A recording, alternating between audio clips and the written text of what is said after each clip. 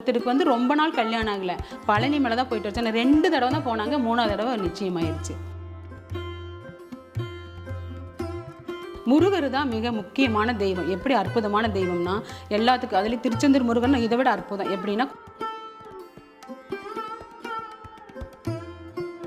எங்கள் ஜாதகத்தையும் பார்த்து எங்களுக்கு இந்த தொழில் ரொம்ப டவுனாக இருக்குது, நீங்கள் வந்து பாருங்கள். நாங்கள் திருப்பூர் கம்பெனியில் போய் நாங்கள் நேரடியாக பார்த்துட்டு அப்புறம் நாங்கள் அவங்களுக்கு இங்கே சென்னையில் இருக்கிற புழுதிவாக்கத்தில் ஒரு முருகர் கோவில் இருக்குது. அந்த முருகர் பேரே கல்யாண முருகர்.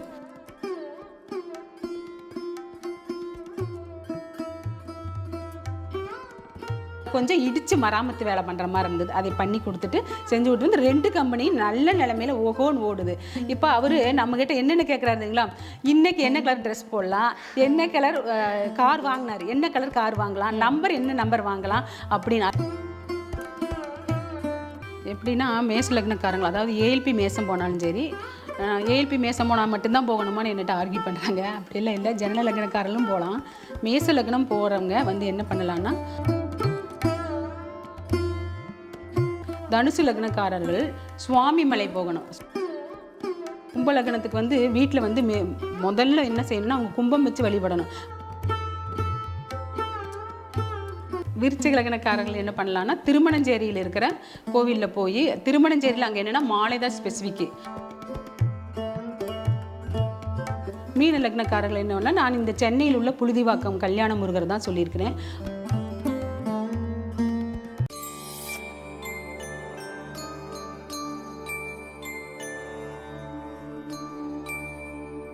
டெம்பிள் எக்ஸ்பிரஸ் நேயர்கள் அனைவருக்கும் அன்பார்ந்த இனிய வணக்கம். இந்த நிகழ்ச்சி மூலமா உங்க எல்லாரையும் சந்திக்கிறதுல மிக்க மகிழ்ச்சி.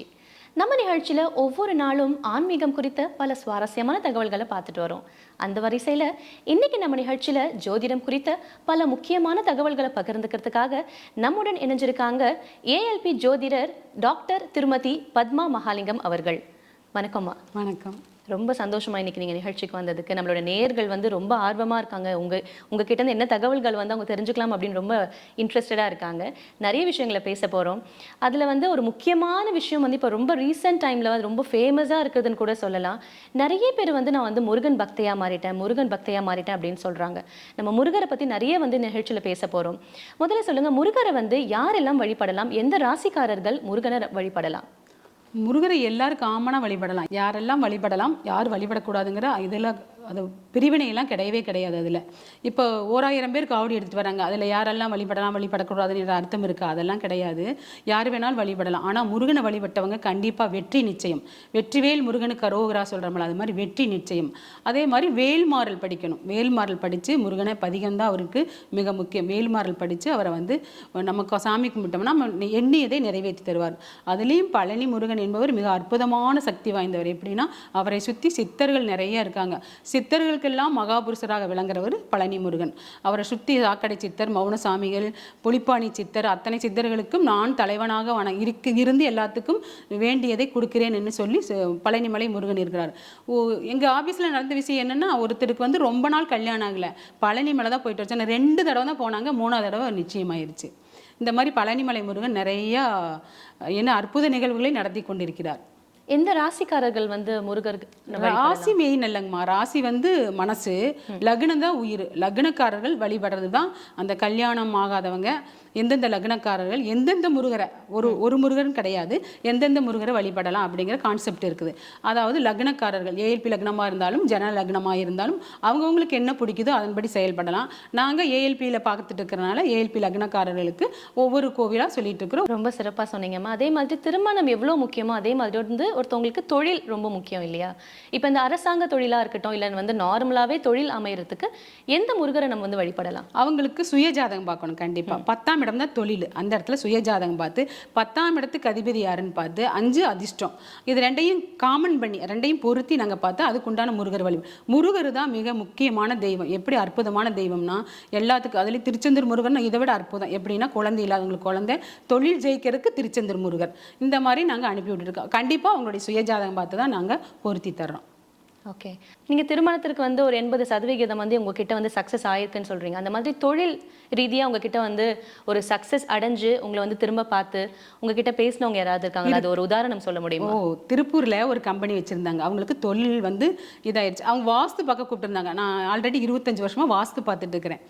என்னுடைய எக்ஸ்பீரியன்ஸ் 25 வருஷம். அப்போ வாஸ்து வந்து பார்த்துட்டு எங்க ஜாதகத்தையும் பார்த்து எங்களுக்கு இந்த தொழில் ரொம்ப டவுனா இருக்குது. நீங்க வந்து பாருங்க. நாங்க திருப்பூர் கம்பெனியில போய் நாங்க நேரடியா பார்த்துட்டு அப்புறம் நாங்க அவங்களுக்கு இங்க சென்னையில இருக்கிற புழுதிவாக்கத்துல ஒரு முருகர் கோவில் இருக்குது. அந்த முருகர் பேரே கல்யாண முருகர். புழுதிவாக்கத்தில் ஒரு கல்யாண முருகர் இருக்கார். அவர் திருப்பூர்லேருந்து சென்னை வந்தார் அந்த முருகரை பார்க்கறக்கு. பார்த்துட்டு போனதுக்கப்புறம் அவர் கம்பெனி நல்லா ஓடிச்சு. அப்போ நாங்கள் அவங்க ப்ரொடக்ஷன், அதாவது அவங்க உற்பத்தி பண்ண பொருளெல்லாம் வேறு பக்கம் வச்சுருந்தாங்க. நாங்கள் வடமேற்கில் வைக்க சொல்லி அவங்களுக்கு ரெஃபர் பண்ணணும். அப்போ வச்சு நல்லா கம்பெனி ஓடிட்டு, அப்போ கம்பெனி ஓடிட்டு அவர் ரொம்ப ஆனந்தம். அப்புறம் திருப்பி ஃபோன் பண்ணுறாரு, நாங்கள் பக்கத்து கம்பெனி வாங்கலான்னு இருக்கிறோம், அதை ஒரு கைட் பண்ணிடுங்க வந்து அப்படின்னாங்க. அப்புறம் நானும் எங்கள் வீட்டு ஐயாவும் போய் பார்த்துட்டு கைட் பண்ணிவிட்டு அதை கொஞ்சம் இடித்து மராமத்து வேலை பண்ணுற மாதிரி இருந்தது. அதை பண்ணி கொடுத்துட்டு செஞ்சு விட்டு வந்து 2 கம்பெனியும் நல்ல நிலைமையில் ஓகோன்னு ஓடுது. இப்போ அவரு நம்மகிட்ட என்னென்ன கேட்குறாருங்களா, இன்னைக்கு என்ன கலர் ட்ரெஸ் போடலாம், என்ன கலர் கார் வாங்கினார், என்ன கலர் கார் வாங்கலாம், நம்பர் என்ன நம்பர் வாங்கலாம் அப்படின்னு. அதாவது நம்மளுடைய ஜோதிடத்தில் என்னன்னா எண் கணிதம், வாஸ்து, ஜோதிடம் 3ம் பின்னி பிணையப்பட்டது. அதனால 3ஐயும் கலந்து தான் எல்லாத்துக்கும் கொடுத்துட்ருக்கு. நீங்க சொல்லியிருந்தீங்க இந்த லக்னக்காரர்கள் இந்த முருகரை வந்து வழிபடலாம்னு சொல்லிட்டு. அதை பத்தி கொஞ்சம் டீட்டெயிலாக பேசலாமா? சொல்லலாமா. எப்படின்னா மேச லக்னக்காரங்கள், அதாவது ஏஎல்பி மேசம் போனாலும் சரி, ஏஎல்பி மேசம் போனால் மட்டும்தான் போகணுமான்னு என்னட்ட ஆர்கியூ பண்ணுறாங்க. அப்படியெல்லாம் இல்லை, ஜனன லக்னக்காரர்களும் போகலாம். மேச லக்னம் போகிறவங்க வந்து என்ன பண்ணலான்னா, திருச்செந்தூர் முருகனை வழிபட்டுட்டு திருச்செந்தூர் பக்கத்தில் முத்தாளம்மன் கோவில்னு ஒன்று இருக்குது. ஒரு சேர கும்பிடணும். இதைய எப்படி ஒரு சேரனா, திருச்செந்தனை கும்பிட்டு முருகனை கும்பிட்டு முத்தாளம்மனையும் கும்பிட்டு கண்டிப்பாக 2 மாலை 2 தேங்காய் வாங்கி உடச்சி சாமி கும்பிட்டு வந்தாங்கன்னா அவங்களுக்கு விரைவில் கல்யாணம் ஆகும்.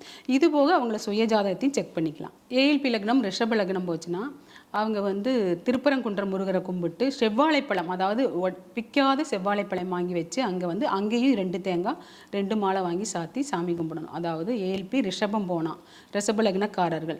அடுத்து மிதுன லக்னக்காரர்கள் திருப்பரங்குன்ற முருகரை வழிபடணும். அது திருப்பரங்குன்ற முருகர் வழிபடணும்னா எப்படின்னா, அம்மா அப்பா அந்த கல்யாணம் ஆகாத குழந்தை ஆணோ பெண்ணோ போய் குடும்ப சகிதமாக போய் கும்பிட்டு வந்தாங்கன்னா அவங்களுக்கு வந்து மிதுன லக்னக்காரங்களுக்கு அந்த முருகரை கும்பிடும்போது அவங்களுக்கு விரைவில் திருமணம் நடக்கும். இருந்தாலும் ஒன்ஸ் வந்து சுய ஜாதகத்தை ஆய்வு பண்ணிக்கிட்டாங்கன்னா ரொம்ப நல்லது. கடக லக்னக்காரர்கள் திருத்தணி முருகரை கும்பிட்டு அவங்களுக்கு வந்து அதாவது தேங்காய், வாழைப்பழம், அதில் கற்கண்டு, மெயின் கற்கண்டு வாங்கணும். எந்த சாமிக்கு போனாலும் கற்கண்டு வாங்கணும். இந்த கல்யாணம் ஆகாதவங்க, ஏன்னா கற்கண்டு என்பது சுக்கிரன் ஆக்குப்பை, அதில் சுக்கிரன் ஆக்கிரமிப்பு பண்ணுறதுனால அந்த கற்கண்டு வாங்கி நம்ம வச்சு சாமி கும்பிட்றதுனால அந்த அதாவது கடக லக்னக்காரர்களுக்கு வெற்றி நிச்சயம், விரைவில் திருமணம் நடக்க வாய்ப்பு இருக்குது. இதே மாதிரி சிம்ம லக்னக்காரர்கள் பழனிமலை முருகனை போய் கும்பிட்டு பக்கத்தில் இருக்கிற புலிப்பாணி சித்தரை கும்பிட்டு தொட்டினாச்சி அம்மன் ஒரு சாமி அங்கே இருக்கிறாங்க. தொட்டியம்மன் அவங்க வந்து பஞ்சபட்சியோடு உட்காந்துருக்குறாங்க. அந்த சாமி அவங்கள கும்பிட்டு வந்தால் இன்னும் நல்லா அவங்களுக்கு விரைவில் திருமணம் நடக்க வாய்ப்புகள் இருக்குது. கன்னி லக்னக்காரர்களுக்கு திண்டிவனத்தில் இருக்கிற மயில் முருகர் கோவிலுக்கு போய் வழிபாடு செஞ்சாங்கன்னா அவங்களுக்கு வந்து விரைவில் திருமணம் நடக்கும். எதுக்கும் ஒரு ஒன்ஸ் வந்து சுயஜாதகத்தை செக் பண்ணிட்டா ரொம்ப நல்லா இருக்கும். வீரக்குடி முருகர் துலா லக்னக்காரர்களுக்கு மதுரை டு விருதுநகர் போகிற வழியில் இருக்குது அந்த வீரக்குடி முருகர். அந்த முருகரை போய் வழிபாடு செஞ்சுட்டு வந்தாங்கன்னா அவங்களுக்கு விரைவில் திருமணம் நடக்கும். விருச்சிக லக்னக்காரர்கள் என்ன பண்ணலாம்னா, திருமணஞ்சேரியில் இருக்கிற கோவிலில் போய், திருமணஞ்சேரியில் அங்கே என்னென்னா மாலை தான் ஸ்பெசிஃபிக்கு, மாலை வாங்கி கொடுத்து அங்கே திருமணஞ்சேரியில் போய் சாமி கும்பிட்டு வந்தாங்கன்னா அங்கே வந்து சிவனுக்கும் பார்வதிக்கும் கல்யாணம் ஆன இடம் அது. அதனால் விருச்சிக லக்னக்காரர்களுக்கு அங்கே அனுப்பி விட்டுருக்க நிறைய பேர் எவர்கிரீன் சக்ஸஸ் கொடுத்துருக்குறோம். போயிட்டு வந்தவங்களுக்கு எல்லாத்துக்கும் சக்ஸஸ் ஆகிருக்குது. அது தனுசு லக்னக்காரர்கள் சுவாமிமலை போகணும். சுவாமிமலை மலை மேலே இருக்கிறது, படியேறி தான் போகணும். தனுசு லக்னக்காரர்கள் சுவாமிமலை போய் தனிச்ச முருகிறது அவருக்கு வந்து மாலை வாங்கி கொடுத்து, அதாவது அபிஷேக பொருள் 16 பொருட்கள் அங்கே வாங்கி கொடுக்கணும். அந்த சுவாமிமலை முருகருக்கு கல்யாணம் ஆகாதவங்க அவங்க வந்து அந்த கோவில் போயிட்டு வந்தாங்கன்னா அவங்களுக்கு விரைவில் திருமணம் நடக்கும். மகர லக்னக்காரர்களுக்கு பழனிமலை முருகர் தான். அவர் பழனிமலை முருகரை கும்பிட்டு சாக்கடை சித்தரை கண்டிப்பாக போய் கும்பிட்டு வரணும். அவங்க அதை 2ஐயும் ஒரு சேர கும்பிடணும். அவங்க பழனிமலை முருகரையும் சாக்கடை சித்தரையும் ஒரு சேர கும்பிட்டு வந்தாங்கன்னா அவங்களுக்கு விரைவில் திருமணம் நடக்கும். கும்ப லக்னத்துக்கு வந்து வீட்டில் வந்து முதல்ல என்ன செய்யணும்னா அவங்க கும்பம் வச்சு வழிபடணும்.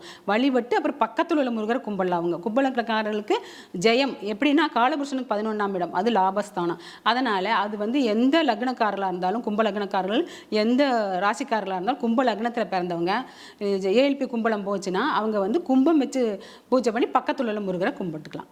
மீன லக்னக்காரர்கள் என்னன்னா, நான் இந்த சென்னையில் உள்ள புழுதிவாக்கம் கல்யாண முருகர் தான் சொல்லியிருக்கிறேன். அது வந்து நான் சொல்லி ஒரு 7-8 பேருக்கு சக்ஸஸ் ஆகிருக்குது. அதனால் அந்த முருகரையே நாங்கள் எல்லாத்துக்கும் ரெஃபர் பண்ணிகிட்ருக்குறோம். அங்கே என்ன இருக்குன்னா, பரமசிவன் பார்வதி, அதாவது சிவனும் பார்வதியும் கல்யாண தேவி, அந்த பார்வதி பேரே கல்யாண தேவி. அதனால் அந்த கோயிலுக்கு போயிட்டு வந்ததுனால அவங்களுக்கு கல்யாணம் நடந்துருச்சு. அதாவது மீன லக்னக்காரர்கள் சென்னையில் உள்ள புழுதிவாக்கத்தில் இருக்கிற கல்யாண முருகரை வணங்கணும். இப்போ படிப்புக்கு அந்த மாதிரி இந்த முருகரை வழிபட்டா நல்லது அப்படின்னு சொன்னீங்கன்னா யாரை சொல்வீங்க? திருச்செந்தூர் முருகரை தான் சொல்லுவோம். அவங்கள கடலில் போய் குளிச்சுட்டு அந்த குழந்தைகளை, படிக்கிற குழந்தைகளை திருச்செந்தூர் முருகரை வழிபட்டுவாங்க. அது வந்து திருச்செந்தூர் முருகர் என்ன தெரியுங்களா, ஜெயந்திநாதர். நம்ம எடுக்கும் எண்ணம், நம்ம நினைக்கும் எண்ணம், குழந்தைக்கு போய் வேண்டுனாலும் கிடைக்கும், கல்விக்கு போய் வேண்டுனாலும் கிடைக்கும், கல்யாணத்துக்கு போய் வேண்டுனாலும் கிடைக்கும், வீட்டுக்கு போய் வேண்டுனாலும் கிடைக்கும். அது ஜெயந்திநாதர். அங்கே திருச்செந்தூர் முருகன் எல்லாரும் சொல்லுவாங்க, குருன்னு கூட சொல்லுவாங்க. ஆனால் ஜெயந்திநாதராக அங்கே உருவாகி இருக்கிறார். எடுக்கும் காரியங்கள் ஜெயந்தியாகும். ரொம்ப சிறப்பாக வந்து இத்தனை லக்னக்காரர்களுக்கும் வந்து திருமணம் ஆகிறதுக்கு இந்த முருகரை வழிபடலான்னு சொன்னீங்கம்மா. அப்படி முருகர் பக்தராக இருந்தாலுமே ஒரு சில ராசிக்காரர்களுக்கு வந்து திருமணமே ஆக மாட்டேங்குது. அப்படி அந்த ராசி அந்த ஜாதகத்தில் என்ன தான் இருக்கும், அதை பற்றி கொஞ்சம் சொல்லுங்களேன். பொதுவாகவே வந்து என்னென்னா, 7ஆம் இடம் முடக்கானா திருமணம் ஆகாதுன்னு எங்கிட்ட வர்றாங்க சொல்லுவாங்க. ஆனால் நாங்கள் ஏஎல்பியில் நிறைய சக்ஸஸ் பண்ணி கொடுத்துருக்குறோம். அது நிதர்சன உண்மையே பண்ணி கொடுத்துருக்குறோம். 7ஆம் இடம் முடக்கானா என்ன பண்ணனாங்கன்னா, அவங்க வந்து 7ஆம் இடம் முடக்குன்னா திதி சூன்யம். அவங்க ஒரு திதியில் பிறந்திருப்பாங்க, அந்த 7ஆம் இடம் முடக்காயிரும். அதுக்கு வந்து அவங்க வந்து முடக்குன்னு சொல்லுவாங்க. ஆனால் அது திருமண தடைக்கான கிரகம் யாருன்னா கேதுவும் சனி ராகும் தான். அதைத்தான் மெயினாக பார்க்கணும். அவர் வந்து லக்னத்திலேருந்து 5ஆம் இடத்துல கேது இருந்தாலும் அவங்க 1, 5, 9 மிங்கில் ஆயிரும். புரியுதுங்களா? அதனால் அவங்களுக்கு என்ன பண்ணுவோம்னா, 7ஆம் இடம் முடக்கானவங்களுக்கு முடக்கு கோவில்னு ஒரு கோவில் இருக்குது. அந்த கோவிலை நிவர்த்தி பண்ணிவிட்டு அடுத்து முருகரை கும்பிட சொல்லுவோம். முடக்கு கோவில்னு ஒரு சில ஜாதகத்தில் ஒரு லக்னத்தில் ஒருத்தருக்கு 7ஆம் இடம். இப்போ ஒன்றும் இல்லை, ஒரு மேச லக்னம்னா 7ஆம் இடம் துலா லக்னமாக வரும். சரிங்களா? அப்போ அந்த துலா லக்னத்துக்கு எந்த இடம் முடக்கா இருந்ததுன்னா எந்த கோவில் அப்படின்னு நாங்கள் ஒரு டைம் டேபிள் வச்சுருக்கோம். அந்த கோவில் தாட்டி விடுவோம். அதில் வந்து அவங்களுக்கு போயிட்டு வந்து அதுக்கப்புறம் முருகரை கும்பிடணும். முருகனை கும்பிடும்போது அவங்களுக்கு ஜெயிச்சிரும். இதுதான் சொல்லுவாங்க 7ஆம் இடம் முடக்கு அப்படின்னு சொல்லி. ஒரு 4-5 ஜோதிடர்கிட்ட பார்த்துட்டு அவர் வந்து சொன்னார் என்கிட்ட, நான் 14 பேர்கிட்ட ஜாதகம் பார்த்தாச்சு, நீ லாஸ்ட்டாக நான் பார்க்குற மாதிரியே ஐடியா இல்லை, லாஸ்ட்டாக தான் ஏஎல்பி மெத்தட்லேயும் பார்த்துடலான்ட்டு வந்தேன் அப்படின்ட்டு. அவருக்கு வயசு பார்த்திங்கன்னா 47 வயசு. அப்புறம் அவர் வந்து ஜாதகம் பார்த்தார். அவருக்கு வந்து ஏஎல்பிக்கு 7ல் சனி இருந்தார். அப்போ நான் சொன்னேன், நீங்கள் ஒரு முறை காசி போயிட்டு வாங்க, போயிட்டு வந்தால் உங்களுக்கு திருமணம் நடக்கும் அப்படின்னு நான் சொன்னேன். அவர் கோவம் வந்துருச்சு. ஏன் கோவம் வந்துச்சுன்னா, எனக்கு கல்யாணம் ஆகலை, நான் குழந்தை பெக்கல, நான் என்னை எல்லாத்தையும் ஆண்டு அனுபவிச்சுட்டுனா என்னை எதுக்கு காசி போக சொல்கிறீங்க அப்படின்னு கோவம் வந்தது. நான் சொல்லிவிட்டு, கோவப்படாதீங்க, ஜாதகத்தை எடுத்துகிட்டு போங்க, நீங்கள் காசி போயிட்டு வந்து கண்டிப்பாக உங்களுக்கு ஜாதகம் பார்க்குறேன் அப்படின்னு.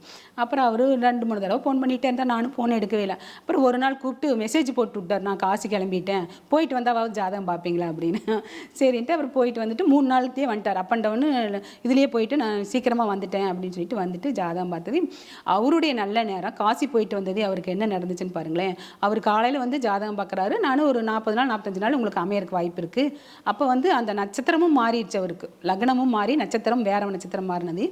அப்போ அன்னைக்கு சாயங்காலமே ஒருத்தவங்க பெண் ஜாதகம் ஒரு ஜாதகம் வந்துச்சு. அப்போ 2 பேருக்குமே கேட்டேன் நாங்கள். அவங்க அந்த பொண்ணுக்கு வயசு ஜாஸ்தி தான். அப்புறம் நான் அவங்க 2 பேருக்குமே கேட்டதுக்கு அவங்க நம்பர் இவங்களுக்கு கொடுத்து இவங்க நம்பர் அவங்களுக்கு கொடுத்து சக்ஸஸ் ஆகி 60 நாள் திருமணமே முடிஞ்சிருச்சு அவங்களுக்கு.